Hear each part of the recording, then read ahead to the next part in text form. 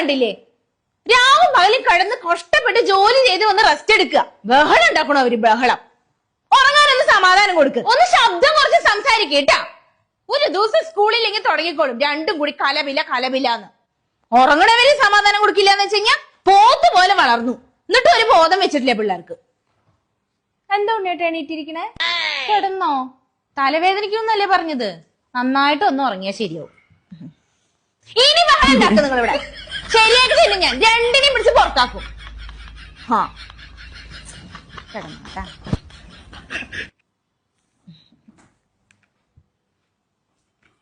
ബഹളം വെക്കണവര് ബഹളം.